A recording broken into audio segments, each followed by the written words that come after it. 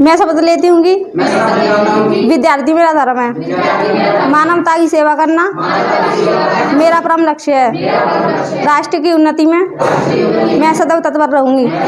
अपने कर्तव्य मार्ग पर आगे बढ़ते हुए एक स्वच्छ, सुंदर तथा भ्रष्टाचार मुक्त भारत का निर्माण करूँगी। जय हिंद।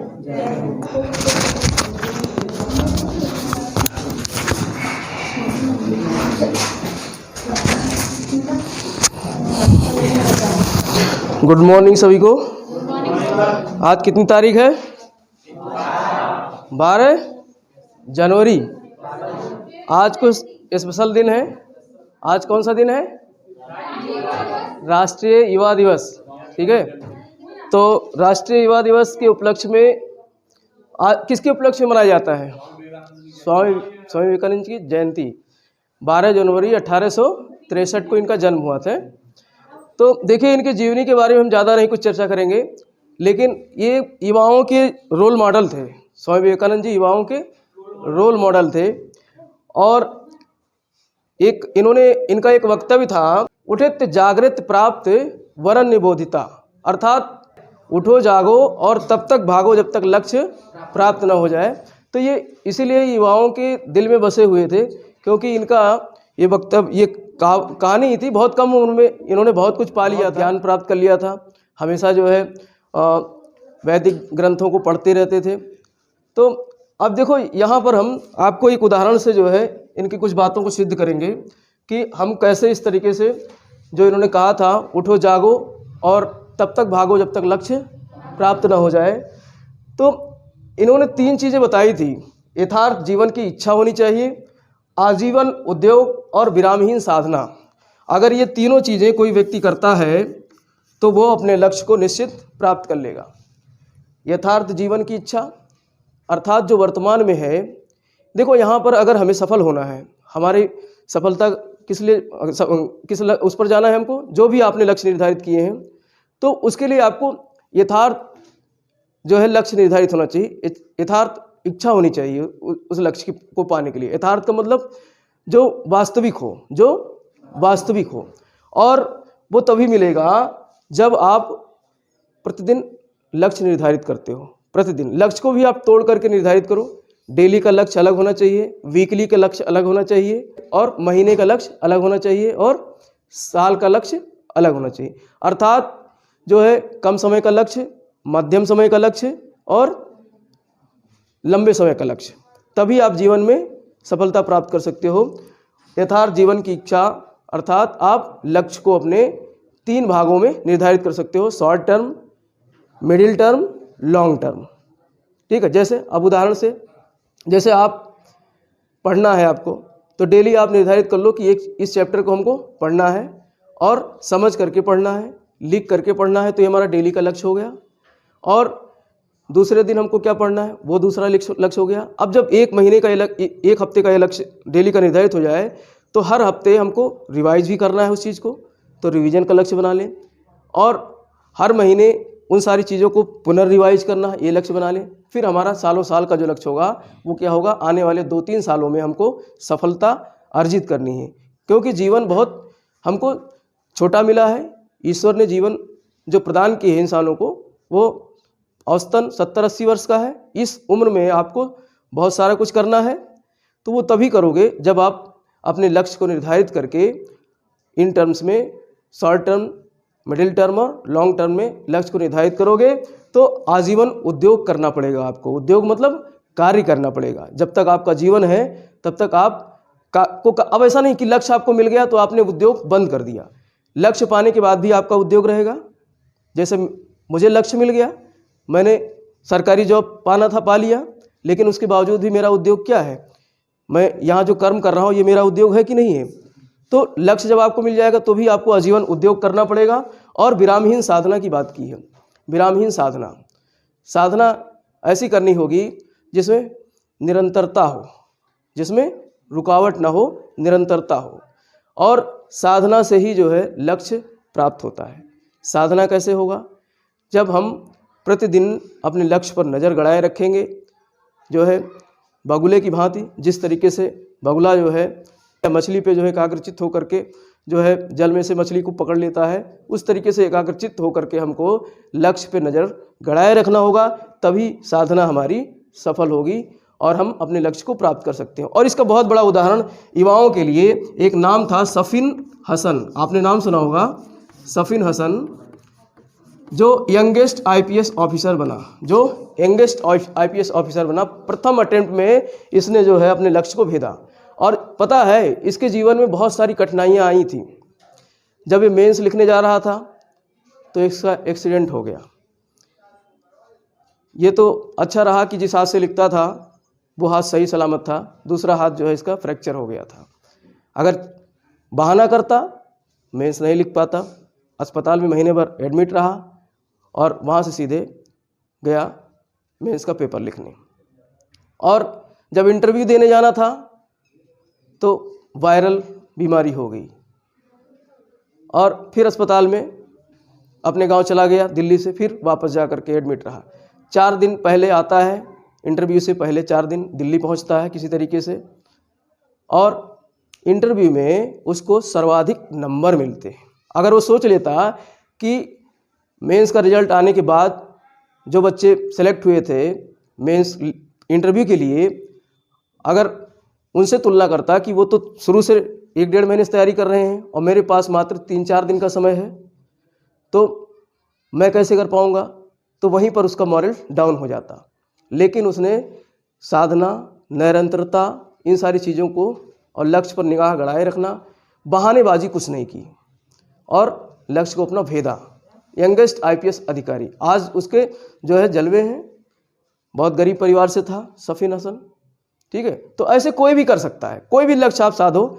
आज मैंने इस पर इसलिए बताया क्योंकि आज हमारा क्या है, राष्ट्रीय युवा दिवस है और हमारे सबके रोल मॉडल कौन है, स्वामी विवेकानंद जी सबके हैं, युवाओं के सबके हैं। तो चलिए हम लोग अब अपनी कोर्स को आगे बढ़ाते हैं। हम लोग आज पढ़ेंगे अभी उसी टॉपिक को, मौर्योत्तर भारत को, ठीक है। मौर्योत्तर भारत में हम लोग जो चर्चा कर रहे थे, अभी तक हम लोगों ने विदेशी आक्रमणकारियों को देखा था। विदेशी आक्रमणकारियों में सबसे पहले कौन आए, इंडो ग्रीक। इंडो ग्रीक के बाद कौन आए, शक आए। शक के बाद कौन आए, पहलव आए। पहलव के बाद कुषाण। आईएसपीके। इसमें देखो आ रहा है आईपीएस आ रहा है कि नहीं आ रहा है, आईपीएस आ रहा है, लेकिन पी नीचे ले आओ, यस ऊपर ले जाओ, ठीक है। तो आपको इस पे लक्ष्य जो है गड़ा के रखना है। आईएसपीके, इंडो ग्रीक, शक, पहलव और कुषाण, ये सब जो है मौर्योत्तर काल भारत में प्रवेश करते हैं, विदेशी आक्रांता थे, ठीक है। तो इसमें हम लोगों ने अध्ययन कर लिया था, इंडो ग्रीक में जो है ये मध्य एशिया से आए थे, सेंट्रल एशिया से, ठीक है। और इन्होंने अपनी राजधानी कहाँ बनाई थी, साकल को। राजधानी कहाँ बनाई थी, साकल को बनाई थी, ठीक है। और इसके बाद में जो शक आए थे, शकों के कितने क्षत्रप आए थे भारत में, 5 क्षत्रप। शकों के 5 क्षत्रप आए थे।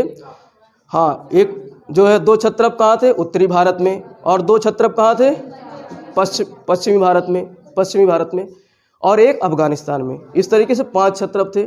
उत्तरी भारत में कहाँ थे, एक क्षत्रप कहाँ था, तक्षशिला में और एक मथुरा में, और दक्षिणी भारत में एक उज्जैनी में और एक नासिक में था, ठीक है। उज्जैन का था, मालवा का, उज्जैन का मालवा का कौन था, रुद्रदामन, और नासिक का कौन था, नहपान। नासिक का कौन था, नहपान, ठीक है। इन नामों को याद रखना। देखो बाकी जो इंडो ग्रीक थे और जो पहलव थे और जो कुषाण थे, सबसे ज़्यादा इनमें जो है शासन किया शकों ने किया, ठीक है। क्योंकि ये 5 शाखाओं में थे। उत्तरी शाखा तो कुषाण ले गया, कनिष्क कुषाण जब आए तो उत्तरी शाखा जो थी उनकी मथुरा तक, वहाँ पे कुषाणों ने कब्जा कर लिया। लेकिन जो पश्चिमी शाखा थी उज्जैन और नासिक वाला, वहाँ काफ़ी लंबे समय तक ये बने रहे। और ये बाद में गुप्त राजाओं ने इनको जो है जब भगाया है डंडा लेकर के, तब ये भागे ख़त्म हुए हैं, ठीक है। तो काफ़ी प्रश्न आएगा कि जो है जो विदेशी आक्रांता थे मौर्योत्तर भारत में, सबसे लंबे समय तक कौन रहे, शक रहे, ठीक है। एक तो ये जो है क्लियर होता है। और मौर्योत्तर भारत में 2 व्यवस्था समानांतर चलती है। यहाँ पर जो है मौर्य वंश खत्म हो जाता है, मौर्य वंश खत्म हो जाता है। जो आखिरी शासक था बृहद्रथ, उसको कौन मार देता है, पुष्यमित्र शुंग। लगभग समानांतर व्यवस्था चलती। इंडो ग्रीक उसी दौरान लगभग 183 ईसा पूर्व में भारत में प्रवेश करते हैं और 184-85 ईसा पूर्व में बृहद्रथ की हत्या हो जाती है। लेकिन जो पुष्यमित्र शुंग था वो मोस्टली मालवा वाले क्षेत्र का था। कहाँ का था? मालवा वाले क्षेत्र का था, क्योंकि उस समय जो मौर्य शासक व्यवस्था था वो कहाँ तक फैला हुआ था? पूरा दक्षिण भारत तक। दक्षिण भारत में कहाँ तक? कौन सा स्थान था? मैसूर तक, दक्षिण भारत के। अगर हम मानचित्र की बात करें और अगर हम मानचित्र के माध्यम से समझने का प्रयास करें, देखो इतिहास, भूगोल, सब चीज़, हम सब चीज़ जो मानचित्र को जो है समझाएंगे मानचित्र के माध्यम से, जिससे मानचित्र से आपको विजुलाइज करने में आसान हो। ठीक है, हर चीज़ मानचित्र से समझते चलो। देखो ये था तुम्हारा कौन सा भारत? ये था मौर्यकालीन भारत था। ठीक है, और इसमें बीच में कलिंग स्वतंत्र हो गया था। कलिंग स्वतंत्र हो गया था अशोक के बाद। ठीक है, तो यहाँ तक था। और अब देखो धीरे धीरे ये तो पूरा यहाँ तक पूरा जो है व्यवस्था जो है मौर्यों के समय पाटलिपुत्र जो है इनका क्या था? केंद्र था। पाटलिपुत्र मोस्टली इनका क्या था? केंद्र था। लेकिन जो इनका सेनापति था, बृहद्रथ का सेनापति था, वो कहाँ का था? विदिशा का था। कहाँ का था? विदिशा का था। विदिशा जो एमपी में है, इनका सेनापति मालवा क्षेत्र में विदिशा का था। कहाँ का था? विदिशा का। और एक बार परेड के दौरान पुष्यमित्र शुंग ने बृहद्रथ की हत्या करवा दी। बृहद्रथ की हत्या करवा दी। लेकिन चूंकि ये विदिशा का था, राजधानी तो इसने कहाँ स्थापित की? पाटलिपुत्र में। राजधानी पुष्यमित्र शुंग ने कहाँ स्थापित की? पाटलिपुत्र में। लेकिन लगाव कहाँ से रहेगा भाई? जहाँ उसका कर्मभूमि होगी, जन्मभूमि होगी, वहीं तो लगाव रहेगा।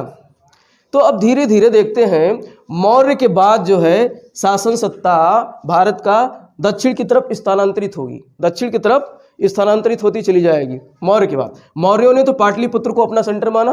ठीक है, लेकिन यहाँ पर पुष्यमित्र शुंग जो था वो कहाँ आ जाता है? धीरे धीरे पुष्यमित्र क्या? पुष्यमित्र तो अपना ज़्यादातर समय पाटलिपुत्र उसकी राजधानी का केंद्र बनाया। लेकिन इसके जो परवर्ती शासक होते हैं, जैसे इसका बेटा था अग्निमित्र, तो अग्निमित्र वो विदिशा में आकर के अपना राजधानी स्थापित करता है। ठीक, और शुंग वंश का जो समय है 184 से लेकर 75 BC तक है। ये कुछ किताबों में अलग अलग मिलता है, कहीं 73 भी मिलेगा, कहीं 74 भी मिलेगा, कहीं 75 भी मिलेगा। तो इस पर डोंट वरी, प्रश्न इससे कहीं नहीं आते हैं, क्योंकि देखो जो हमारे स्रोत हैं, सिंगली साहित्य कुछ कहता है, जैन ग्रंथ कुछ कहता है, पौराणिक ग्रंथ कुछ कहते हैं। ठीक है, सब अलग अलग ग्रंथों में अलग अलग बातें लिखी हुई हैं। और सिक्के कुछ कहते हैं। जो इतिहासकार होते हैं, जो पुरातात्विक साक्ष्य होते हैं, जो सिक्के हुए या कोई वहाँ से प्राप्त हुए जो है कोई भवन हुए या कोई अभिलेख हुए, उनके आधार पे जो इतिहास लेखन होता है वो शुद्ध होता है। लेकिन जो ग्रंथ लिखे जाते हैं, ग्रंथों में क्या होता है कि राजाओं के बखान लिखे जाते हैं। मोस्टली राजाओं के बखान लिखे जाते हैं और वो लोग बढ़ा चढ़ा कर सब कुछ लिख देते हैं। तो ग्रंथों की बातों पर जो है इतिहासकार बड़ा कंफ्यूज हो जाते हैं। इसलिए प्राचीन इतिहास बड़ा कंफ्यूजिंग वाला रहा है हमारा, इसलिए इनसे प्रश्न ज़्यादा नहीं आते हैं। बनाने वाले खुद ही कंफ्यूज रहते हैं कि कहाँ से प्रश्न बना दें। ठीक है, तो ज़्यादातर डेट्स आपको याद नहीं करने हैं। पहली बात, डेट्स ज़्यादातर याद नहीं करने हैं। इतिहास में डेट्स लोग कहते हैं ना, डेट्स ज़्यादा पूछे जाते हैं। डेट्स आपको जो है आधुनिक इतिहास में याद करने हैं, तारीख सहित, पूरा दिनांक सहित जो है आपको जो है सन याद करने होंगे, और वो भी याद नहीं करने होंगे। वहाँ भी आपको कंसेप्ट से ऐसा क्लियर हो जाएगा सारा खेल जो है कि दिन तारीख याद करने की ज़रूरत नहीं होगी। रही प्राचीन काल भारत की और मध्यकालीन भारत में, वहाँ जो है तारीख नहीं आती है, वहाँ सन चलते हैं ज़्यादातर। मध्यकालीन भारत में सन चलते हैं, तो वहाँ सन आप याद रखेंगे। ठीक है, तो पुष्य शुंग वंश ऐसे मान लेते हैं मोस्टली 184 से 75 BC तक। ऐसा एक किताब में हमने देखा, इसलिए अलग अलग किताबों में अलग अलग है, इसलिए हमने यहाँ लिख दिया। तो इसने बृहद्रथ की हत्या कर दी पुष्यमित्र शुंग ने, और ये जो है अपना जो ये विदिशा की तरफ इसका ज़्यादा लगाव रहता है। लेकिन इसके समय की जो सबसे प्रमुख घटना हुई, इस समय जो इंडो ग्रीक थे, इंडो ग्रीक जो मध्य एशिया से आए थे, कहाँ से? बैक्ट्रिया से आए थे। कहाँ से आए थे? बैक्ट्रिया से आए थे, मध्य एशिया के बैक्ट्रिया से आए थे। तो इन्होंने अपनी राजधानी तो साकल बनाई थी। कहाँ बनाई थी? साकल। ठीक है, और इसका जो पहला शासक जो आया था डेमेट्रियस, कौन आया था? डेमेट्रियस। अब ये डेमेट्रियस जो है ये यहीं तक नहीं सीमित रहता है, ये पाटलिपुत्र की तरफ, क्योंकि इसको पता हो जाता है कि मगध जो है इस समय अपने पतनावस्था में है, मगध में कोई शक्तिशाली शासक नहीं है। तो ये अलग अलग किताबों में अलग अलग बातें मिलती हैं, लेकिन इसको आप जो है एक कहानी के रूप में ऐसे समझ सकते हैं। कुछ लोग कुछ किताबों में मिलता है, मतलब कुछ किताबों क्या कुछ जो है स्रोतों में इतिहासकार सारे स्रोत लिख देते हैं। इतिहास की किताब पढ़ोगे तो वो सब उसमें लिखा मिलेगा। वो कहेंगे कि जैन ग्रंथ में ये लिखा था, भगवती सूत्र में ये लिखा था, सब अलग अलग लिख देंगे। लेकिन आपको एक कंसेप्ट बनाना है, तो उस कंसेप्ट को क्लियर करने के लिए हम यहाँ पर एक कहानी बनाते हैं। कहानी ये बनाते हैं कि जो पुष्यमित्र शुंग था, अभी नया नया राजा बना था, नया नया राजा बना था, और डेमेट्रियस जो है वो पाटलिपुत्र की तरफ गंगा के सहारे बढ़ रहा था। डेमेट्रियस इधर से गंगा से नहीं आया था, ये इसका जो आने का मार्ग था वो आया था इस चित्तौड़ के होकर, चित्तौड़ राजस्थान के चित्तौड़ होकर के, राजस्थान के चित्तौड़ होकर के, और यहाँ आता है पाटलिपुत्र की तरफ। लेकिन पुष्यमित्र शुंग एक सेनानी था, इसके बारे में लिखा मिलता है कि एक गजब का सेनापति था। ये एक गजब का सेनापति था, तभी तो राजा को मार दिया। सेनानी था तभी तो राजा को मारा। तो इसने जो है डेमेट्रियस को वहाँ से युद्ध में हरा करके वापस भेज दिया। तो डेमेट्रियस लौट आता है यहाँ अपने साकल में आकर के, यहीं सीमित हो जाता है। इसके बाद में मिनांडर आता है, इसके बाद में शासक कौन बनता है? मिनांडर। कुछ किताबों में मिलता है कि मिनांडर उस समय शासक नहीं था, डेमेट्रियस के समय में ही जो है उसका सेनापति था। लेकिन कुछ किताबें में मिलता है कि डेमेट्रियस अपने शासन काल में बाद में आता है, जब शासक बन जाता है। लेकिन इतना जरूर मिलता है कि पुष्यमित्र शुंग उस समय उसका आखिरी शासन चल रहा होता है। पुष्यमित्र शुंग जो है अपने सत्ता पर आखिरी समय उसका चल रहा होता है। तब मिनांडर आता है, वो किधर से? मथुरा होकर आता है। कहाँ से? मथुरा और साकेत होकर के। साकेत आपने यहाँ देखा था, साकेत कहाँ है? अयोध्या वाले क्षेत्र में, ठीक है। तो साकेत होकर के, मथुरा होकर साकेत होकर के, पांचाल भी यहाँ है, पांचाल, मथुरा, पांचाल, साकेत होकर के पाटलिपुत्र की तरफ पहुँचता है। लेकिन यहाँ भी ये हार जाता है और वापस लौटा दिया जाता है। तो इसके समय में, पुष्यमित्र शुंग के समय में क्या होते हैं? 2 यमन आक्रमण होते हैं, 2 यमन आक्रमण होते हैं, डेमेट्रियस के नेतृत्व में और मिनांडर के नेतृत्व में। अब यहाँ पर मिनांडर जो होता है, मिनांडर जब यहाँ का राजा हुआ रहता है, तो उस समय इसकी भेंट जो है एक बौद्ध भिक्षु नागसेन से होती है। किससे होती है? नागसेन से। बौद्ध भिक्षु नागसेन से, नाम याद रखना, बौद्ध भिक्षु नागसेन। बौद्ध भिक्षु नागसेन से इसकी बार मुलाकात होती है और नागसेन की बातों से प्रभावित होता है और ये बौद्ध धर्म को ग्रहण कर लेता है। तो प्रश्न आएगा कि मिनांडर को बौद्ध धर्म में दीक्षित करने वाला व्यक्ति कौन था? नागसेन था। लेकिन इतनी आसानी से नहीं मानता है मिनांडर, चूँकि ये यमन था और ये कैसे बौद्ध धर्म ग्रहण कर लेगा इतनी आसानी से। लेकिन दोनों के बीच काफ़ी लंबी वार्ता चलती है। जैसे महाभारत में युधिष्ठिर जब जाते हैं, उसके चारों भाई मूर्छित हो जाते ना, कहाँ पे? कौन सा पानी पी करके? किसी सरोवर का जल लेने जाते हैं। महाभारत देखे हो कि नहीं देखे हो? तो फिर यक्ष प्रश्न पूछता है हर जो है भाइयों से, तो सभी बारी बारी से करके जो है भीम, अर्जुन, नकुल, सहदेव सारे निपट जाते हैं। फिर जो है बाद में युधिष्ठिर जाते हैं तो यक्ष के सारे प्रश्नों का वो जवाब दे देते हैं। तो कुछ इसी तरीके से यहाँ पर यही समझ लो कि मिनांडर जो है वो एक तरीके से यक्ष था। मिनांडर यक्ष था जो प्रश्न कर रहा है। किससे? नागसेन से। और नागसेन हर प्रश्नों का उसके उत्तर देता जा रहा है। तो ये जो प्रश्नोत्तरी जो चली है, इस प्रश्नोत्तरी को, इस वाद विवाद को नागसेन ने एक किताब में लिपिबद्ध कर दिया, जिसका नाम रखा गया मिलिंद पन्हु। क्या नाम रखा इन्होंने? मिलिंद पन्हु। मिलिंद। अब मिलिंद कोई और नहीं है। मिलिंद कौन है? मिनांडर है। मिलिंद कौन है? मिनांडर है। मिलिंद कौन है? मिनांडर। तो ये बौद्ध शब्द, ये जो है प्राकृत भाषा में इसको मिलिंद कहा गया, मिलिंद। और ये पन्हु, पन्हु मतलब प्रश्न, मिलिंद के प्रश्न, मिलिंद के प्रश्न। तो प्रश्न आएगा मिलिंद पन्हु की रचना किसने की है? नागसेन ने की है। ठीक है। तो यहाँ से ये बात भी क्लियर हो गई, मिनांडर की बात क्लियर हो गई। ठीक है। पुष्यमित्र के बाद जो है अग्निमित्र इसका बेटा शासक बनता है और अपनी राजधानी कहाँ बनाता है? विदिशा में। अपनी राजधानी विदिशा में स्थापित करता है।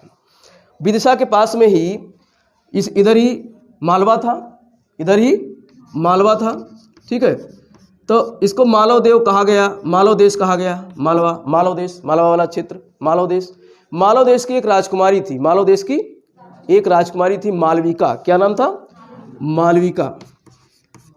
मालव देश की एक राजकुमारी थी मालविका, अद्वितीय सुंदर थी। मालविका से अग्निमित्र का प्रेम हो जाता है, मालविका से अग्निमित्र का प्रेम हो जाता है। और इस प्रेम प्रणय को, इस प्रेम गाथा को गुप्त वंश के जो है कवि, एक जो है विद्वान कालिदास, क्या नाम था?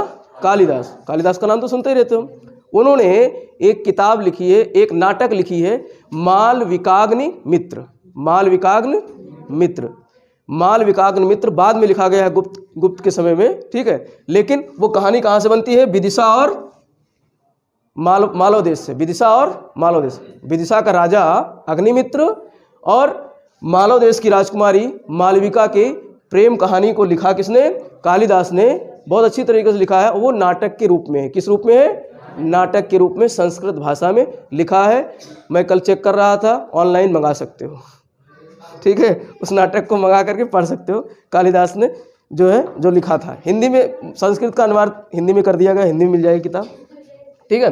तो ये तो बात हो गई मालविकाग्नि मित्र की। तो प्रश्न इसको मैं इसलिए यहाँ बताता हूँ, देखो कहानी रूप बना करके इसलिए बता दूँ कि याद रहे तुमको। तो मालविकाग्नि मित्र में किसकी कहानी है? अब प्रश्न सीधे पूछ देगा कि उसमें मालविकाग्नि मित्र में जो पात्र लिए गए हैं, कालिदास ने जो पात्र लिया है, तो दोनों पात्र किस देश के थे? तो एक मालव देश की राजकुमारी मालविका थी और विदिशा का राजकुमार अग्निमित्र था, ठीक है, जो पुष्यमित्र का बेटा था। तो इसके बाद जो है ये शुंग वंश के शासक जो है कमजोर हो जाते हैं और इसका आखिरी शासक जो होता है देवभूति। कौन होता है? देवभूति। शुंग वंश का आखिरी शासक कौन होता है? देवभूति।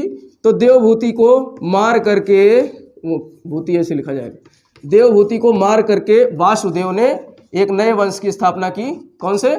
कण्व वंश की।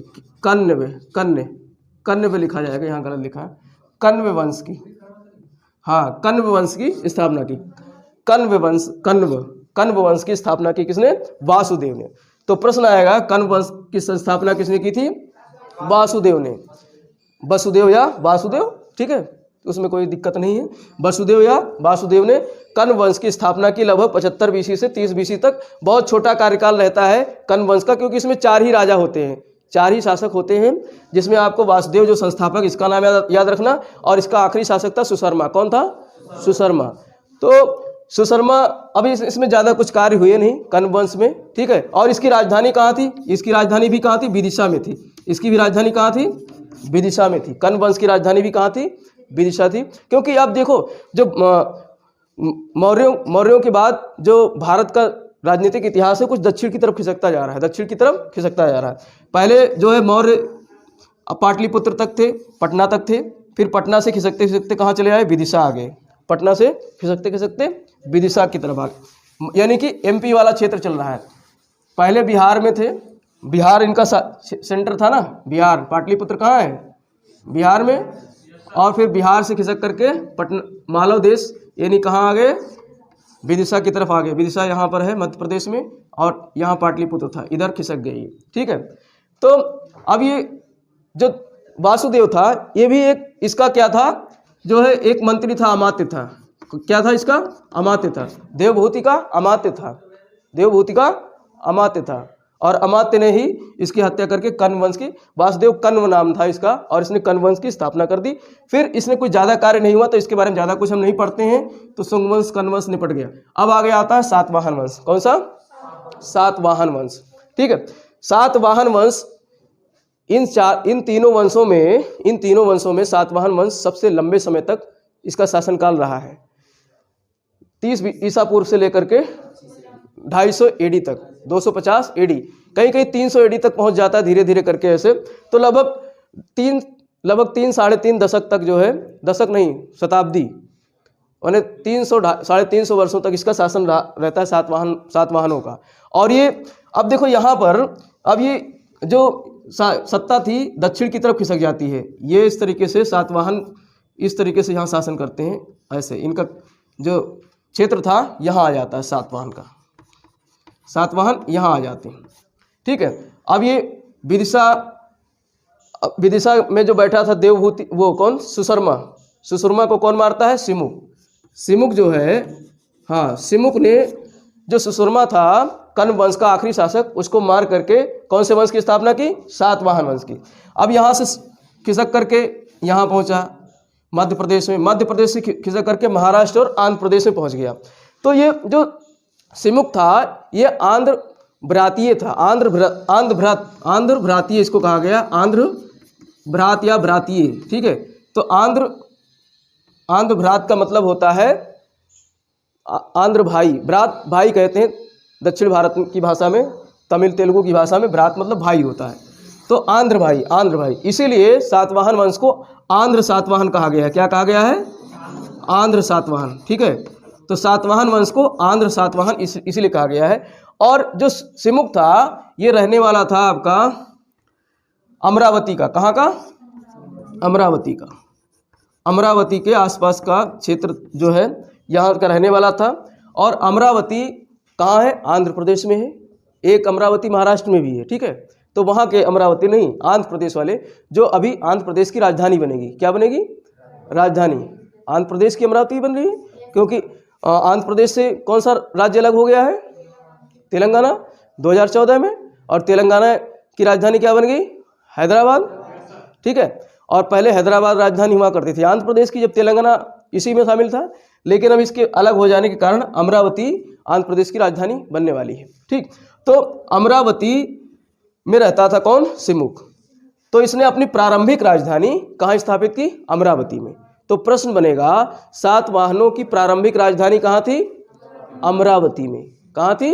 अमरावती में। फिर बाद में सातवाहन अपनी राजधानी कहाँ ले जाते हैं? प्रतिष्ठान में ले जाते हैं। कहाँ ले जाते हैं? प्रतिष्ठान महाराष्ट्र में। कहाँ है? महाराष्ट्र में। तो अपनी राजधानी प्रतिष्ठान में ले जाते हैं, अमरावती से प्रतिष्ठान। और सातवाहनों की लंबे समय तक राजधानी कहाँ बनी रही? प्रतिष्ठान में।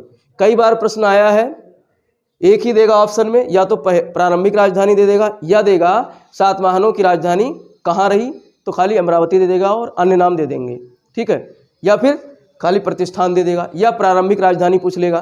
तो आपको दोनों नाम याद रखने, अमरावती महाराष्ट्र आंध्र प्रदेश वाला और प्रतिष्ठान जो है वो महाराष्ट्र में। तो प्रतिष्ठान में बाद में अपनी राजधानी ट्रांसफर कर ले जाता है, ठीक। अब सिमुक के बाद ये इसमें कुछ ऐसे राजा हुए जो बड़े प्रतापी राजा हुए, बहुत प्रतापी राजा हुए। जैसे एक सतकर्णी प्रथम हुआ, सतकर्णी प्रथम। तो इसने 2 अश्वमेध यज्ञ कराए थे। क्या कराए थे? अश्वमेध यज्ञ। यानी घोड़े को छोड़ दिया यज्ञ करने के बाद में, और राज्य विस्तार के लिए जो है तो इसका घोड़ा घूमते हुए नर्मदा नदी तक आ गया था। कहाँ तक? नर्मदा नदी तक। और इधर बैठे थे पश्चिमी क्षत्रप। इधर कौन से बैठे थे? पश्चिमी क्षत्रप। यहाँ पर जो है उज्जैन का क्षत्रप था, और यहाँ पर कौन क्षत्रप था? नासिक वाले भाई, उज्जैन और नासिक, इसको क्या कहा गया है? पश्चिमी क्षत्रप। और ये वाला क्या कहा गया था? उत्तरी क्षत्रप, ठीक है। तो पश्चिमी क्षत्रप, नासिक और उज्जैन। लेकिन यहाँ पर कुछ युद्ध वगैरह के बारे में जानकारी नहीं मिलती है कि सतकर्णी का युद्ध वगैरह हुआ है, लेकिन ये प्रतापी राजा था, तभी तो इसने अश्वमेध यज्ञ किए होंगे। और इसके अलावा इसने भूमिदान की प्रथा प्रारंभ की। बौद्ध और ब्राह्मणों को भूमिदान प्रारंभ किया। भूमिदान की प्रथा प्रारंभ किसने किया? सतकर्णी प्रथम ने। या सीधे पूछ लेगा किस मतलब किस राज्य के शासकों ने? सातवाहन वंश के शासकों ने। तो सातवाहन वंश के शासकों ने प्रथम ईसा पूर्व के आसपास में जो है इन्होंने क्या शुरू किया? भूमिदान की प्रथा शुरू की। अब भूमिदान क्या होता है कि उसमें मतलब पहले तो ब्राह्मणों को देना शुरू किया, ब्राह्मणों और बौद्धों को, कि जमीन, सरकारी ज़मीन आपको दे रहे हैं और इसमें आप जो है खेती बाड़ी करवाइए, अपना खाइए पीजिए, और टैक्स फ्री है, आपको टैक्स नहीं देना है। पहले टैक्स का मुख्य साधन क्या था? जमीन ही तो था, फसलें थी, जमीन थी, यही था। तो इन्होंने टैक्स फ्री जो है भूमिदान देना शुरू कर दिया।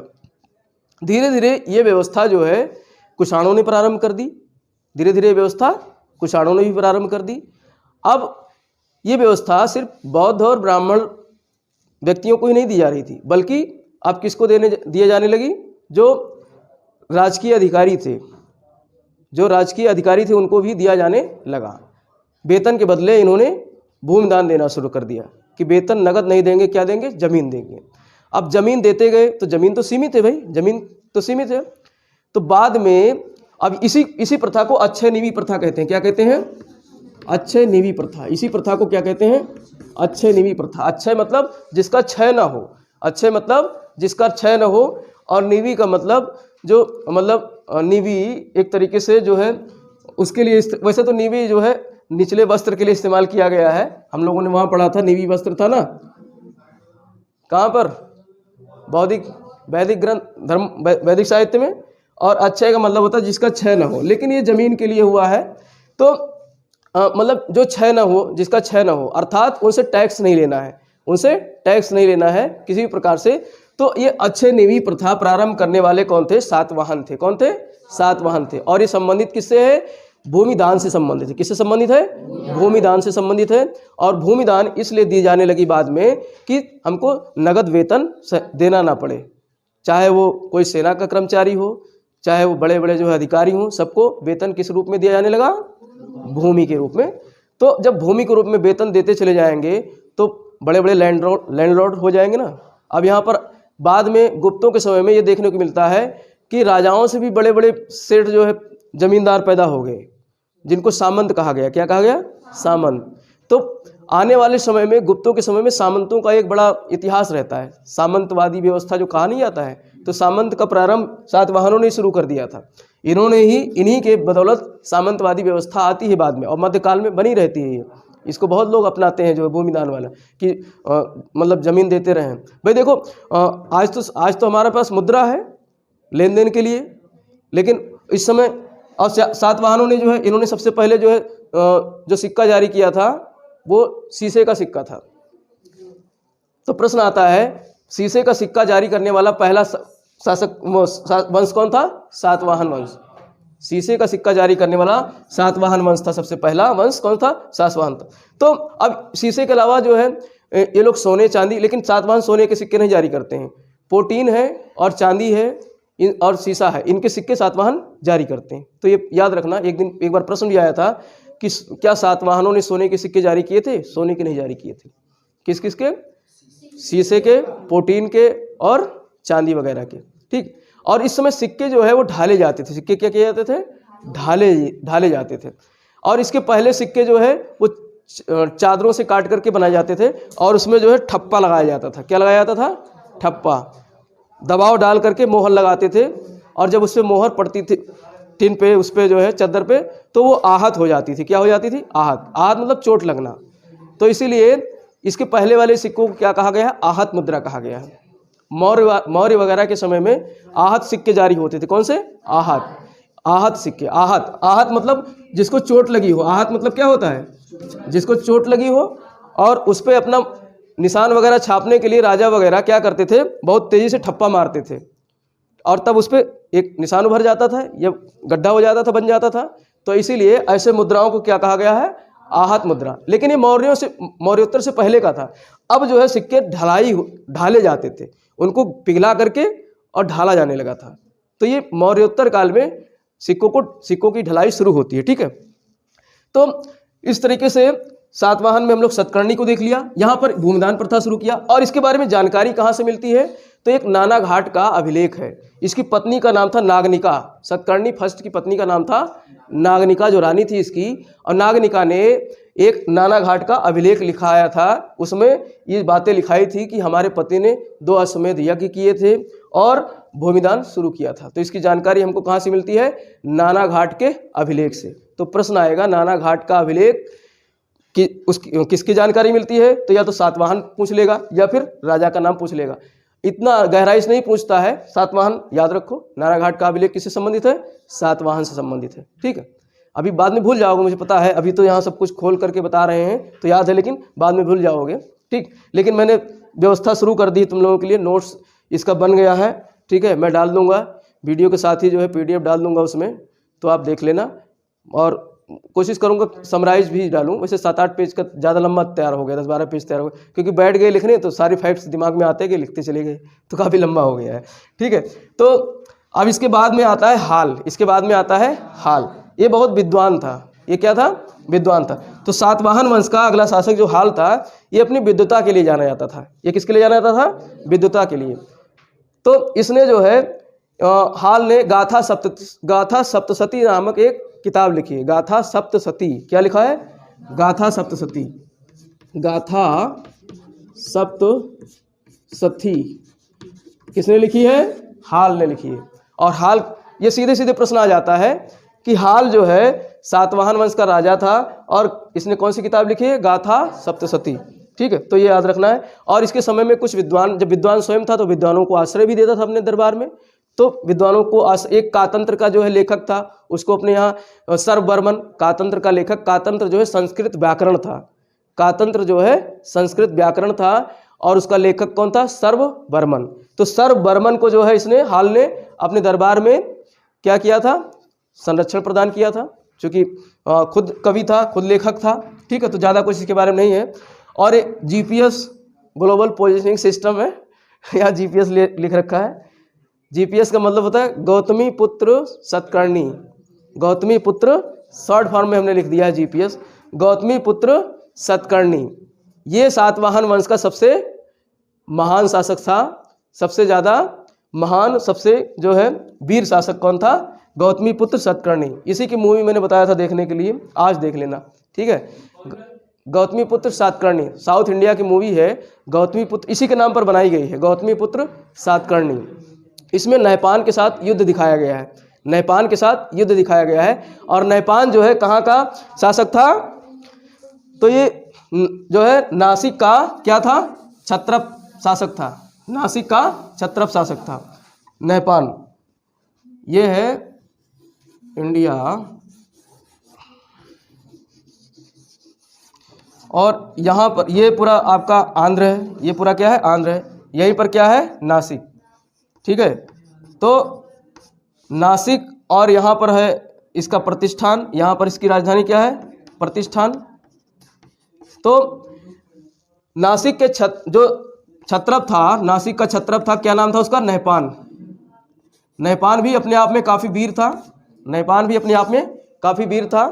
ठीक है, और ये पश्चिमी क्षत्रप की एक शाखा थी। नहपान की पश्चिमी क्षत्रप की एक शाखा थी, जो कि कहाँ से आए थे? मध्य एशिया से आए थे, यहाँ बस गए थे। ठीक है, तो नहपान के साथ किसका युद्ध होता है? गौतमी पुत्र सतकर्णी का। जीपीएस का किसका होता है? जीपीएस, गौतमी पुत्र सतकर्णी का युद्ध किसके साथ होता है? नहपान के साथ होता है।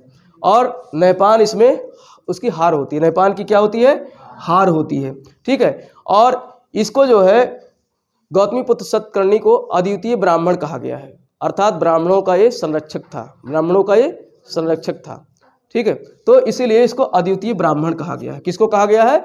गौतमी पुत्र सतकर्णी को अद्वितीय ब्राह्मण कहा गया है। ठीक, और ये तो इसके साथ दो प्रमुख बातें हो गई। नहपान के साथ युद्ध होता है। इसके बाद में बीपीपी राजा बनते हैं। वशिष्ठी पुलमावी बनते हैं। वशिष्ठी पुत्र पुलमावी। कौन? वशिष्ठी पुत्र पुलमावी। वशिष्ठी पुत्र पुलमावी। पुलमावी। वशिष्ठी पुत्र पुलमावी। ये कौन बनता है? जो है प्रतिष्ठान का राजा, सातवाहन वंश का अगला शासक बनता है वशिष्ठी पुत्र। अब ये यहाँ पर देखो, ये नाम, इनमें सब में पुत्र क्यों नाम आते हैं? सतकर्णी पुत्र, फलान ढगान पुत्र। तो इससे ये पता चलता है कि सातवाहन वंश मातृ सत्तात्मक था। कैसा था? मातृ सत्तात्मक था। ठीक है, तो प्रश्न यहाँ से भी आता है, सातवाहन वंश कैसा था? मातृ सत्तात्मक था। सातवाहन वंश मातृ सत्तात्मक था। ठीक है, इससे ये बात पता चलती है। प्रश्न आता है कि अब तुम लोग जानते हो भारत पितृ सत्तात्मक रहा है, तो सीधे पितृ सत्तात्मक लगाओगे टिक। लेकिन यहाँ पर ये मातृ सत्तात्मक, क्योंकि यहाँ पर माओं का और पत्नियों को ज़्यादा देखो, नागनिका ने कौन सा नाना घाट का अभिलेख लिखा? नागनिका जो पत्नी थी किसकी? सतकर्णी प्रथम की, उसने जो है नाना घाट का अभिलेख लिखा। और जो जीपीएस था, जीपीएस की माँ, उन्होंने नासिक का अभिलेख लिखा था। क्या लिखा था? नासिक का अभिलेख। तो नासिक के अभिलेख से पता चलता है कि इन्होंने नहपान को हराया था और जो है ये अद्वितीय ब्राह्मण थे। तो नासिक के अभिलेख से पता चलता है किसके बारे में? गौतमी पुत्र सतकर्णी के बारे में नासिक के अभिलेख से पता चलता है। और नासिक का अभिलेख इनकी मदर ने लिखा था। किसने? इनकी मदर ने लिखवाया था, गौतमीपुत्र सतकर्णी के माता जी ने। ठीक, हाँ, तो ये जो है इसके बारे में। और जो वीपी इसमें क्या होता है, ये यहाँ का जो क्षत्रप था उज्जैन का क्षत्रप रुद्रदामन प्रथम था। कौन था इस समय? रुद्रदामन प्रथम था। उज्जैन का क्षत्रप था, शासक था, राजा था। उज्जैन क्षत्रप का शासक कौन था? रुद्रदामन। तो रुद्रदामन के साथ किसका युद्ध होता है? वशिष्ठिपुत्र पुलमावी का जो है युद्ध होता है रुद्रदामन प्रथम से। और रुद्रदामन प्रथम जो है इसको युद्ध में लपेट देता है, हरा देता है, युद्ध में हरा देता है बीपीबी को। और युद्ध में हार जाता है तो जो है लेकिन इसे छोड़ देता है, बंधक ना बना करके, बल्कि क्या कर देता है? छोड़ देता है। क्योंकि इसका जो भाई था वशिष्ठिपुत्र का, शिवश्री इसके भाई का नाम था वशिष्ठिपुत्र के। तो इसके साथ रुद्रदामन की बेटी का विवाह होता है। रुद्रदामन की बेटी का विवाह किससे होता है? शिवश्री से। ठीक, और जो बाद में राजा भी बनता है वशिष्ठिपुत्र के बाद में। इसलिए जो है दामाद समझ करके छोड़ देता है। भाई दामाद का भाई दामाद ही होगा, तो बड़ा दामाद समझ करके उसको छोड़ देता है। तो ये प्रश्न आता है कि जो है रुद्रदामन ने किस सातवाहन शासक को युद्ध में परास्त किया था? वशिष्ठिपुत्र को। किसको हराया था? वशिष्ठिपुत्र को। ठीक है, लेकिन जो गौतमीपुत्र था उसने किसको हराया था? नहपान को। गौतमीपुत्र ने नहपान को हराया था। ये क्यों ताव में आ गया था? रुद्रदामन पे क्यों आक्रमण कर दिया था? क्योंकि ये जानता था कि हमारा भाई पराक्रमी था, हम भी उसी के जो है वो है, भाई नहीं पिता रहा होगा, तो हमारे पिताजी बड़े पराक्रमी थे, तो हम भी बहुत पराक्रमी हैं। तो ये इसलिए जो है आक्रमण कर देता है उज्जैन की तरफ आक्रमण कर देता है। और उज्जैन में रुद्रदामन बैठा हुआ था, शक्तिशाली था वो, और उससे युद्ध होता है, हार जाता है। और ये जो क्षत्रप था इसका पूरा यहाँ तक साम्राज्य था। यहाँ पर एक जूनागढ़ स्थान है, कहाँ पर है? गुजरात में। जूनागढ़ कहाँ है? गुजरात में। तो जूनागढ़ में रुद्रदामन ने एक अभिलेख लिखवाया था। कहाँ? जूनागढ़ में। तो जूनागढ़ का अभिलेख किससे संबंधित है? रुद्रदामन प्रथम से। और उसमें बाकायदा लिखा है कि हमने धो कर मारा वशिष्ठिपुत्र पुलमावी को। ठीक है, लपेट के पीटा। तो ये लिखा हुआ है किसमें? रुद्रदामन के जूनागढ़ अभिलेख में। जूनागढ़ अभिलेख हमेशा इतिहास में आता रहता है। ठीक है, तो इसको याद रखना। जूनागढ़ कहाँ है? गुजरात में, मोदी जी के राज्य में है। अब तो खैर मोदी जी यूपी वाले हो गए हैं। ठीक है, तो महाराष्ट्र नहीं, गुजरात में है। ठीक है, हाँ, नहीं गुजरात के वैसे वो थे बेसिकली, लेकिन अब तो वाराणसी के हैं। वाराणसी से जो है MP है, मेंबर ऑफ पार्लियामेंट है। ठीक, तो इस तरीके से जो है इसने जूनागढ़ के अभिलेख से इसके बारे में जानकारी मिलती है। ठीक, सबका इसीलिए अभिलेख बताता चल रहा हूँ क्योंकि ये सब पूछे गए हैं प्रश्न। मैं प्रश्नों के आधार पर इतिहास तैयार करता हूँ। ठीक है, तो प्रश्न यहाँ से आते हैं। अब इसके बाद में शिवश्री और यज्ञश्री, इसके बारे में ज़्यादा कुछ घटनाएं नहीं होती हैं। और इसके बाद और भी इसके परवर्ती शासक आते हैं, लंबा समय खींचता है। ठीक है, काफ़ी लंबे समय तक शासन सत्ता होती है। तो इसके समय की कुछ मुख्य बातें हैं जो याद रखना है। सबसे पहले सातवाहनों ने शीशे के सिक्के जारी किए। ठीक है, शीशे के सिक्के सबसे पहले सातवाहनों ने जारी किए, ये याद रखना है। और सातवाहनों का सबसे लंबा समय रहा है। अगर आप तुलना करोगे तो मौर्य वंश से भी ज़्यादा लंबा समय तक ये शासन चला है सातवाहन का। ठीक है, गुप्तों से भी ज़्यादा रहा है। तो कभी अगर आ जाए ऐसा प्रश्न कि निम्न में से सबसे लंबे समय तक शासन सत्ता किसकी रही, तो सातवाहन की रही है। ठीक है, एन के प्रकार बीच में उतार चढ़ाव आता रहा, लेकिन सातवाहन लगातार बने रहे। ठीक है, और ये विंध्य पर्वत के दक्षिण में थे। ये कहाँ थे? विंध्य पर्वत के दक्षिण में।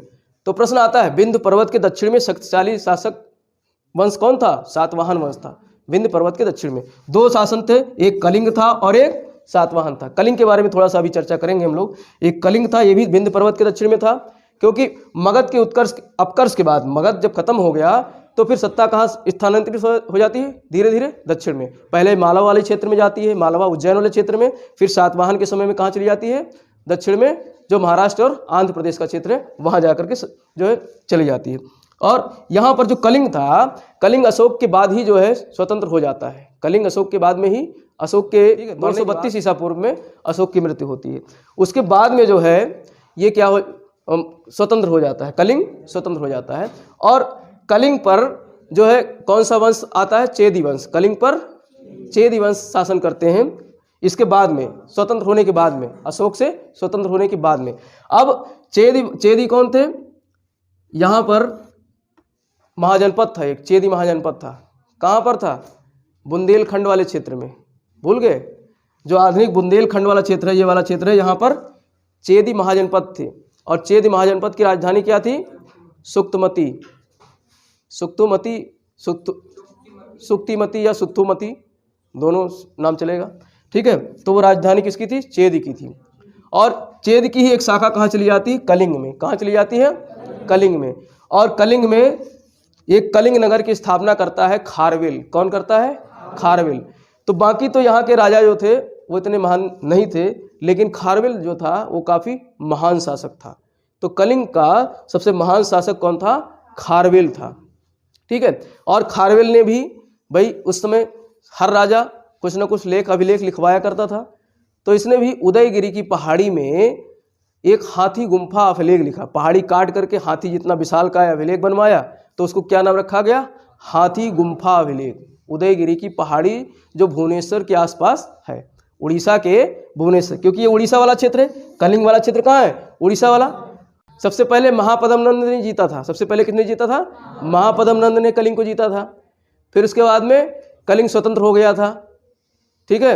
और स्वतंत्र हो गया, लेकिन फिर दोबारा जो है अशोक ने जीत लिया था। दोबारा फिर अशोक ने जीत लिया था कलिंग को। तो कलिंग इस तरीके से ऐसा फुटबॉल था जो कभी किसी के पैर तले कुचला जाता था, कभी किसी के पैर तले। लेकिन खारवेल इसीलिए बहुत जो है खाया पीटा आदमी था, काफ़ी जो है, हाँ मतलब काफ़ी जो है उसने लड़ाइयाँ देखी थी अपने पूर्वजों की, काफ़ी उससे आसक्त था। कलिंग के युद्ध में बहुत लोग मारे गए थे, लाखों व्यक्ति मारे गए थे, 1.5 लाख के करीब बंदी बनाए गए थे। तो इस तरीके से भाई कोई भी होगा, जैसे जापान है, जापान में जो है परमाणु बम अमेरिका ने गिराया, आज भी जापानी लोग जो है खार खाए बैठे हैं। तो वो कहते हैं ठीक है, मैं जो है बुद्ध जी के धम्म घोष पे काम करूंगा, लेकिन दुनिया को दिखा दूंगा। तभी तो आज सर्वशक्तिशाली राष्ट्रों में से एक गिना जाता है, एशिया का एकमात्र विकसित राष्ट्र जापान।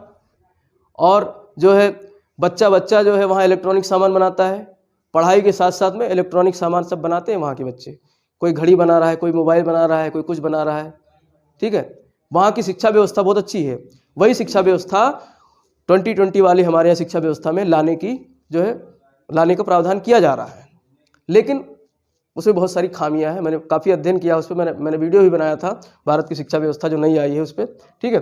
तो यहाँ पर जो है कलिंग का जो शासक था खारवेल, सबसे महत्वपूर्ण शासक था, इसका प्रतिभाशाली शासक था। और इसने हाथी गुम्फा अभिलेख लिखवाया था उदयगिरी की पहाड़ी पर, उदयगिरी की पहाड़ी जो भुवनेश्वर के पास में, वहाँ पर, ठीक। तो हमने कलिंग को भी निपटा दिया। अब यहाँ पर जो है एक सीक्वेंस बनता है, इन राजकर्मों का एक सीक्वेंस बनेगा, कुछ बनाने का क्रम करते हैं हम लोग। पहला हरियंक वंश आया। कौन सा वंश आया? हरियंक वंश आया। उसके बाद में कौन सा आया? शिशुनाग वंश, शिशुनाग वंश आया, ठीक है। और उसके बाद में आया नंद वंश आया। नंद वंश के बाद मौर्य वंश आया। मौर्य वंश के बाद ये मौर्योत्तर में कौन आया? शुंग वंश आया। और शुंग वंश के बाद में कौन आया? कण्व वंश आया। कण्व वंश के बाद सातवाहन वंश। अब इसको याद कैसे करेंगे?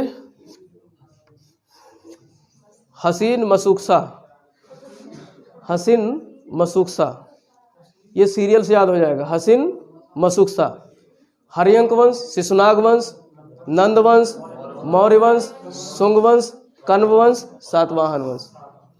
और इसी के समानांतर थे चेदी वंश, समानांतर था चेदी वंश। कहाँ का? कलिंग का चेदी वंश। लेकिन वो इतना महत्वपूर्ण नहीं है।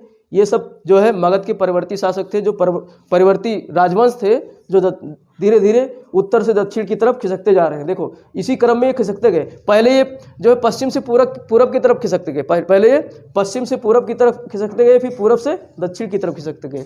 ठीक है, इस तरीके से जा करके ये दक्षिण तक चले जाते हैं। और दक्षिण में कुछ राज्य स्वतंत्र थे, लेकिन उसको खारवेल ने जीत लिया था।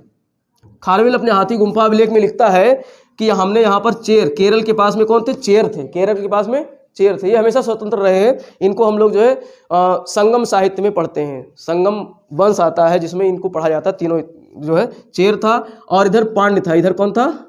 पांड्य था। और यहाँ पर था चोल, यहाँ पर चोल। ये वाला क्षेत्र चोलों का था, केरल वाला क्षेत्र चेर का, और तमिलनाडु वाला क्षेत्र किसका था? पांड्य का। तो खारवेल कहता है, अपने हाथी गुम्फा अभिलेख में लिखता है कि हमने जो है चोल, चेर, पांड्य सबको जीत लिया। सबको क्या कर लिया? जीत लिया। अब वो बढ़ा चढ़ा के लिख दिया होगा, बाकी और कहीं नहीं लिखा हुआ मिलता है। लेकिन वो ये भी कहता है कि पांड्य के राजा को उसी की जमीन पे जो है उससे बैल बनाकर हल चलवाया था। अपने उसमें लेख में लिखाता है कि पांड्य के राजा को बैल बना करके खेत में हल चलवाया था मैंने, उसके लेख में लिखा हुआ है। तो ये जो है कुछ अतिशयोक्त लिख गया है अपने उसमें हाथी गुम्फा अभिलेख में। ठीक है, तो चेर, पांड्य, चोल ये स्वतंत्र हुआ करते थे। यहाँ तक जो है ना तो मगध का मौर्य पहुँच पाया, ना ही मौर्योत्तर भारत के लोग पहुँच पाए। ठीक, तो ये स्वतंत्र रहे चेर, पांड्य और चोल। बाकी सातवाहन, अपना सातवाहन पे मतलब सातवाहनों का कब्जा था, जो इस तरीके से हमने देखा इतिहास में। तो ये पूरा हमारा जो है मौर्योत्तर काल के भारत का ही पूरा द एंड हो जाता है। लेकिन कल हम जो है कनिष्क के बाद कुछ बातों को छोड़ दिया था। कनिष्क को आज अच्छी तरीके से पढ़ लेते हैं, क्योंकि उसमें देखा हमने काफ़ी प्रश्न कनिष्क से आते हैं। तो कनिष्क को थोड़ा सा फिर से हम लोग देख लेते हैं।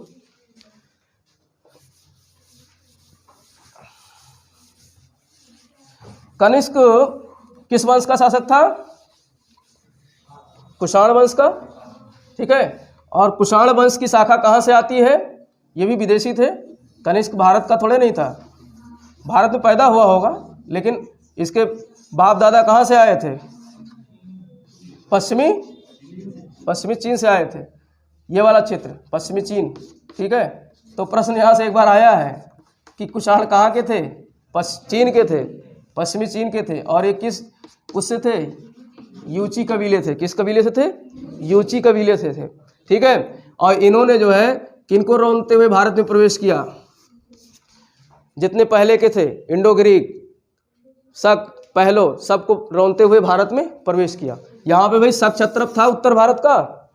ठीक है, इसको रौंदा क्योंकि यहीं पर इनकी शासन सत्ता स्थापित होती है। ये जो है कनिष्क के समय ये पूरा क्या था? भारत था इनका, कनिष्क का क्षेत्र था, कनिष्क का राज्य था ये पूरा। इधर पश्चिमी क्षत्रप को छोड़ करके ये वाला हिस्सा, ये और इधर का कलिंग वगैरह छोड़ करके ये पूरा कनिष्क का पूरा राज विस्तार था। तो ये प्रश्न आता है कि कौन से वंश का विदेश तक शासन फैला हुआ था? ये चीन तक भी पहुंच गया था, इस पर कब्जा कर लिया था। अभी चर्चा करते हैं चीन तक। तो एक आप याद रखना, कुषाण वंश। ठीक है, कुषाण वंश का शासन, क्योंकि इसने लड़के जीता था। उधर चंद्रगुप्त मौर्य ने दहेज में प्राप्त किया था, लड़ाई थोड़े नहीं किया था, उसको तो एक संधि के तहत मिला था ना। तो अगर मौर्य वंश भी आता है, कुषाण भी रहता है, तो आपको कुषाण ही लगाना है। कुषाणों ने अपनी शासन सत्ता भारत से बाहर तक विस्तृत की थी। कहाँ तक? भारत से बाहर। चीन को भी जीत लिया था, चीन का कुछ हिस्सा जो पश्चिमी क्षेत्र था यहाँ तक भी विजित किया था, क्योंकि वहीं से आए थे और अपने ही पूर्वजों को मार पीट करके कब्जा कर लिया था वहाँ तक। क्योंकि यहाँ से लतियाए गए थे, भगाए गए थे, लतिया करके यहाँ से भगाए गए थे। तो ये फिर जो है भागते हुए आए। इंडो ग्रीक के जो शासक थे यहाँ पश्चिमी उत्तर भारत में, उनको लपेटा। ठीक है, शक क्षत्रप को पूरा लपेट लिया, यहाँ का उत्तरी भारत का। तो इस सबको लपेट करके और फिर यहाँ सत्ता स्थापित करते हैं। तो इसी में हमने देखा था कुजुल कटफिसस आया था। कौन आया था? कुजुल कटफिसस आया था, जिसने सबसे पहले तांबे का सिक्का जारी किया था। तो तांबे का सिक्का सबसे पहले कुषाण वंश के किस शासक ने जारी किया था? कुजुल कटफिसस थे। इसके बाद में कौन आता है? भीम कटफिसस। कौन आता है? भीम कटफिसस, जिसने तांबा और सोना दोनों के सिक्के जारी किए, भीम कटफिसस। भीम कटफिसस के बाद में सबसे शक्तिशाली शासक कौन आता है? कनिष्क आता है, कनिष्क। और कनिष्क ने बौद्ध धर्म को ग्रहण किया था। कौन से धर्म को? बौद्ध धर्म को। खारवेल ने जैन धर्म को ग्रहण किया था। खारवेल जो हम बात कर रहे थे ना, खारवेल ने किस धर्म को ग्रहण किया था? जैन धर्म को। और कनिष्क ने बौद्ध धर्म को ग्रहण किया था। तो कनिष्क ने बौद्ध धर्म को ग्रहण किया था और कनिष्क का जो राज्यारोहण होता है 78 एडी में होता है। कब होता है? 78 एडी में, 78 ईस्वी में। अब ईस्वी शुरू हो जाता है। अब यहाँ पर ईसा मसीह जन्म ले लिए होंगे, ईसा मसीह ले लिए होंगे नहीं, ले लिए, ईसा मसीह जी जन्म ले लिए। और उसके बाद का समय जो हमारा चल रहा है 1 2 3 4 1 2 3 4 चल रहा है। ये कौन सा 1 2 3 4 चल रहा है? तो 78 एडी में राज्याभिषेक कौन करता है अपना? कनिष्क करता है। ठीक है। और इसकी राजधानी कहाँ थी? पेशावर थी। इसकी राजधानी कहाँ थी? पेशावर। कुषाणों की राजधानी कहाँ थी? पेशावर, या इसको पुरस्पुर भी कहा गया है। ठीक है। और इसने जो है कनिष्क ने राज्याभिषेक 78 एडी में तो कर लिया और इसी समय इसने कुषाण संवत शुरू किया। कौन सा संवत? कुषाण संवत। कुषाण संवत प्रारंभ किया। लेकिन इसके बाद जो है इस संवत को चुरा लिया शकों ने। किसने? शकों ने। और शकों का कार्यकाल काफी लंबा चला है, तो शकों ने इस संवत को इस्तेमाल करना शुरू किया। इसीलिए कुषाण संवत इसको नहीं जाना जाता है। किस संवत के नाम से जाना जाता है? शक संवत। किस संवत के नाम से जाना जाता है? शक संवत। हमारे भारत के राष्ट्रीय जो पंचांग बनाया जाता है वो किस संवत पे बनता है? शक संवत पे। कभी कभी प्रश्न छोटे मोटे परीक्षाओं में पूछ लेता है कि राष्ट्रीय पंचांग जो कैलेंडर है भारत का वो किस संवत पे आधारित है? शक संवत पे। जो कब से शुरू होता है? 78 ईस्वी से, 78 एडी से, ईस्वी से।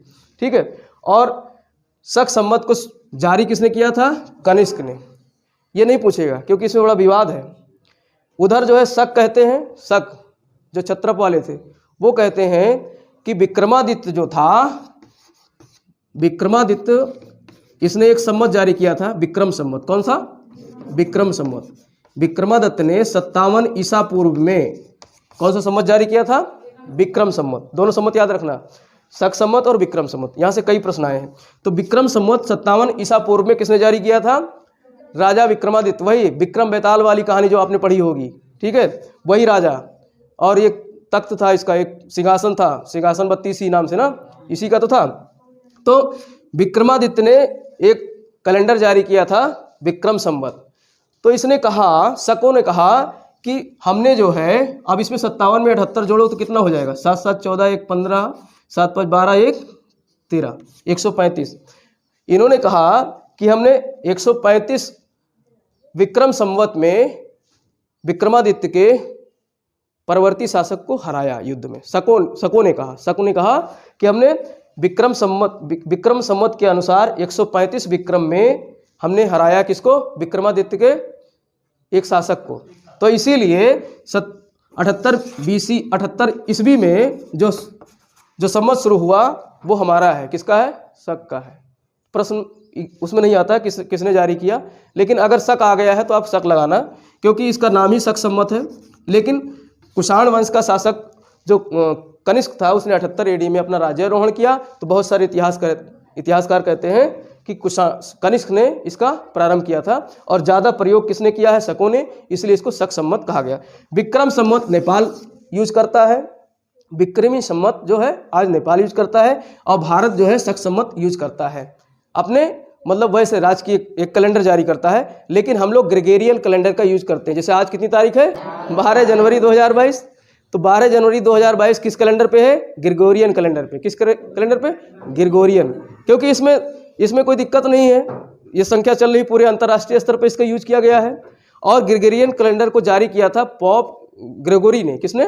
पॉप ग्रेगोरी ने 0 वर्ष में, जब पैदा हुए थे ईसा मसीह जी, तो उस समय का टाइम डाला था 0 वर्ष का। आप कैसे निकालेंगे? जैसे आज 2022 इस समय है, 2022 सन चल रहा है। अब 2022 में अगर हम 57 जोड़ देंगे, 57 विक्रम संवत, हाँ 57 जोड़ देंगे तो हमको क्या मिल जाएगा? विक्रम संवत मिल जाएगा। 57 जोड़ देंगे तो क्या मिल जाएगा? विक्रम संवत। जैसे 7 और 2 9, 5 2 7, तो 2079 विक्रम संवत। अर्थात नेपाल में इसमें विक्रमी संवत 2079 चल रहा है। नेपाल में 2079 विक्रमी संवत चल रहा है। और अगर इसमें से 78 घटा देंगे,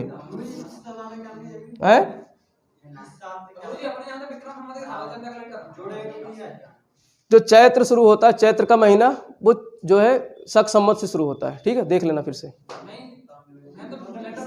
राष्ट्रीय पंचांग शक संवत से शुरू होता है। राष्ट्रीय पंचांग जो है शक संवत से शुरू होता है।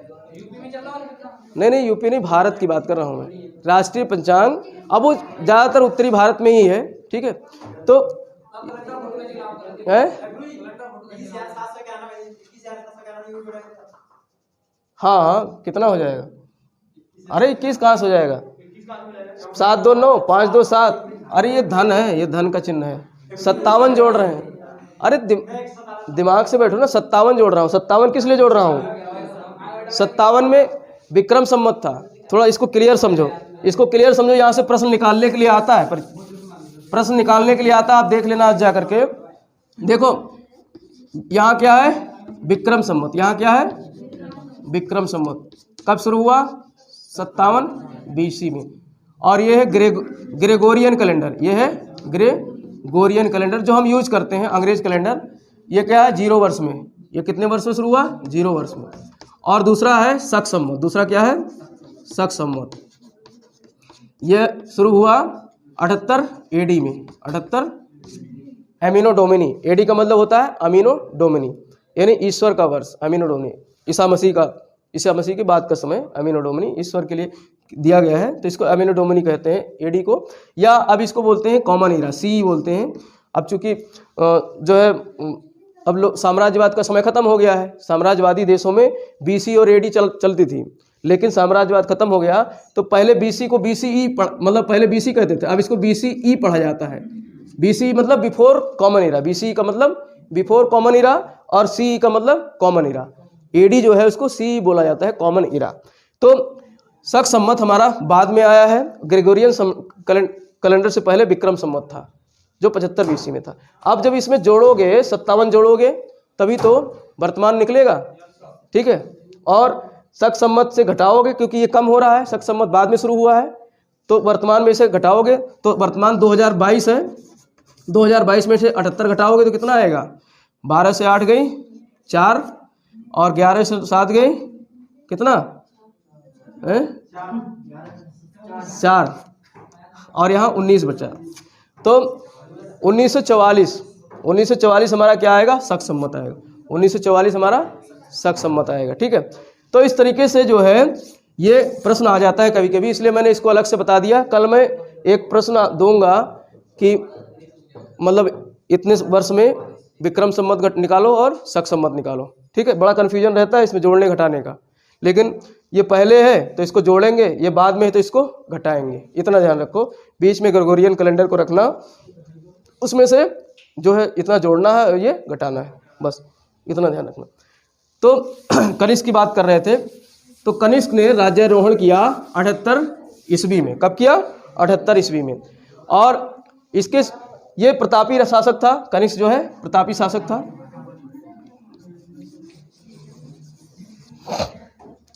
तो इसने जो है इसका व्यापार अंतर्राष्ट्रीय व्यापार होता था, मध्य एशिया से मिस्र तक इसका व्यापार होता था। लेकिन इसी दौरान चीन जो है रेशम का व्यापार करता था। चीन किसका व्यापार करता था? रेशम। तो रेशम मार्ग यही था। रेशम मार्ग ये जो है अपने कश्मीर के ऊपर से इसके जो है चोटी से कश्मीर के सर के ऊपर से ताज के ऊपर से जाता था रेशम मार्ग, चीन का रेशम मार्ग। अब इसने कहा चीनियों से कि भैया रेशम वशम तुम बनाते हो, हमको भी सिखा दो कैसे बनाते हो रेशम। तो इन्होंने सिखाने से मना कर दिया। तो ये पकड़ के बैठा लिए, जो यहाँ से बैलगाड़ी और रथगाड़ी से लेके जा रहे होंगे रेशम इधर के लिए। इनके 2 मार्ग थे, एक तो ये था और दूसरा समुद्र के मार्ग से था। दूसरा समुद्र के मार्ग से था। तो इस वाले मार्ग पे इन्होंने कब्जा कर लिया। किसने? कनिष्क ने। और व्यापार को बाधित किया था। तो प्रश्न आता है रेशम मार्ग को बाधित करने वाला राजा कौन था? कनिष्क था। ठीक है, क्योंकि ये पहले सोने चांदी का व्यापार, सोने का व्यापार करता था कनिष्क, क्योंकि इसको हिंदू कुश में, यहाँ पर एक पर्वत है हिंदू कुश। कौन सा पर्वत है? हिंदू कुश। हिंदू कुश पर्वत से बहुत सोना निकला था। हिंदू कुश पर्वत से बहुत सोना निकला था। तो सबसे पहले सोने के सिक्के जारी करने वाले कौन थे? हिंद यमन। सबसे पहले सोने के सिक्के जारी करने वाले कौन थे? Hind Yemen, Indo Greek. प्रश्न आता है, हाँ, सोने के ढलुए सिक्के, ढालने वाले। ठीक है, किसने जारी किया था?